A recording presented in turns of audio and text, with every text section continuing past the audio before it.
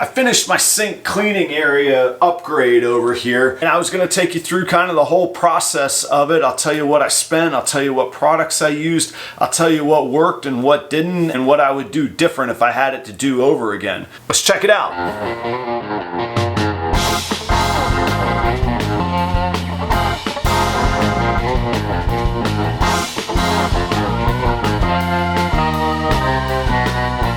What's going on, everybody? It's Adam at Proper Royals. Thank you for checking out the video today. It's a little bit weird. I'm talking about a cleaning sink facility on a ball python channel. As you grow, cleaning and efficiency just takes up so much of your time, and figuring out how to be more efficient with that cleaning was a value that I was really pursuing and chasing after. That is really kind of the whole story of how this whole area evolved. Today's video, you'll notice I've been filming it over the past couple weeks. It kind of jumps around. What it is, it leaves off from the last video that I made on the sink, where I told you about getting the sink and kind of what I wanted to do with it, to now it's plumbed. I got a backsplash, I got the shelving up, I got my faucet, I got spray and regular faucet, 2-bay sink so I can wash and dry, and I've got these little work tables on the end. I'll tell you all about that stuff in today's episode. I've been amazed at how much feedback there's been on the sink. Everybody seems really into it, so I said, all right, I'll make a video about it. Anyhow, if we haven't met before, this channel is all about my family's journey from ball python hobbyist to ball python business, and this is our evolving facility space. So let's check it out. I'll take you through this whole process. And forever I've been using spray bottles, water, disinfectant, paper towels endlessly. I scored this sink. I did a video on the sink. I did a video on how I scored it. I got it, really it was a salvage from a restaurant, back dock. I paid him for it, hauled it away. Stainless steel is pretty indestructible. Today the faucet arrived. The link will be in the description. It's not affiliated or anything like that. Maybe I should, but I got it on Amazon, and I'll show on the screen the specs and what it is. If you're looking for a sink like this style, in the commercial restaurant industry, it's called a pre-rinse. It has the hose that hangs down. You got your regular faucet and the pre-rinse, and once you have your pre-rinse, you never want to go back to just the faucet. Man, it's fantastic. We're going to open it up today. I'll check it out. I'll show you what I got. We'll check it out. One thing I can tell you about this, on durable goods that really shouldn't fall apart or should be really industrial built, I always check out Amazon Warehouse. I got this one for about 50 bucks off. This thing retails for right at 200, and I got it for 150. It's a return, but it's guaranteed in like new condition and full Amazon warranty. So if I don't like it, I'll wrap it up and I'll send it right back. But if I do like it, I've just saved myself 50 bucks. That's a lot of rats for the ball pythons, right?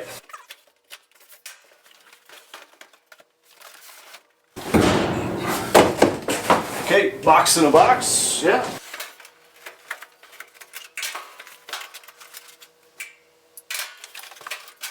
And I forget exactly, this one had incredible number of ratings and many hundreds, 4.5-star rating. And the one thing, if you do have a pre-rinse pull-down one, you need to check to make sure that either you don't install your shelf in the clearance that it needs, or you're going to move your shelf. One of the two.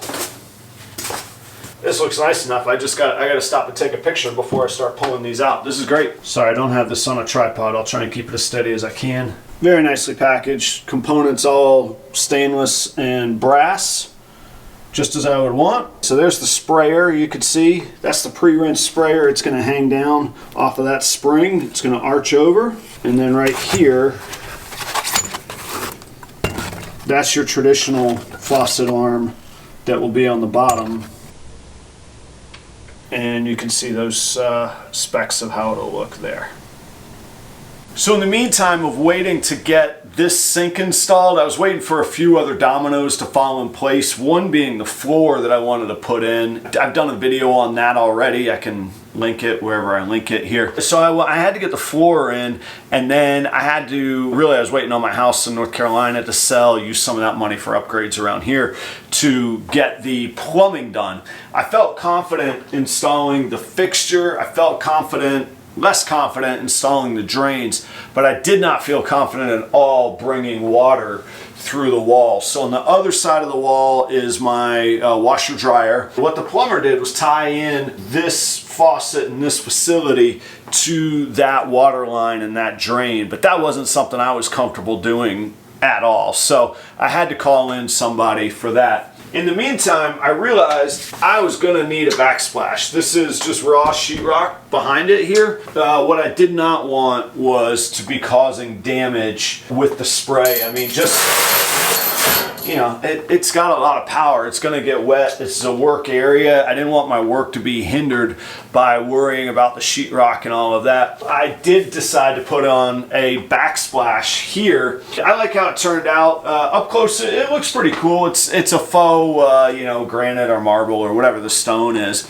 But what it actually is peel and stick floor tiles. And they're heavy duty. They can be grouted. They're pretty serious vinyl tiles. They're vinyl. One of the things I learned though is that peel and stick floor tiles do not stick to unfinished raw sheetrock. Great, nice problem that I had on hand. So I ended up using some of this Loctite power grab stuff, and it worked. Those things are stuck on that wall now. They'll stay put. But that went from a peel and stick project to really an installation project. I would recommend getting an actual backsplash or something designed for sticking onto raw sheetrock. That plain old sheetrock did not do the trick with just sticking the floor tiles on the wall. So one of the features that I really like about the sink is the workstation area. They're really drain boards made for drying and draining water. But what I'm able to do, if this is a tub that a snake is in, I can set up a holding tub here, move the snake from this tub over to here, store him in there while I clean this, and then because I've got the drying boards over here, I've got dry clean tubs right here ready to go for whenever I'm washing the snake's tubs out, and then boom, put the snake right back in it. I keep my cocoa right down here. It's prepped cocoa sealed with the press and seal. That stays right underneath, so I throw the cocoa in. The two basins are really helpful that way, and this work table and this drying station mean that I don't need a work table inside my snake room, and that is going to allow me to build another rack, which means I can expand my collection, kind of level up production, as well as get through my projects quicker and have more females to work with. The other thing, if I had to do it over, obviously, I'm sure you all are catching on now, the shelf should have been installed after the backsplash was put on. And then it doesn't really bother me. I kind of like the industrial, practical look. Like, I want to put my effort into making great animals and great snakes.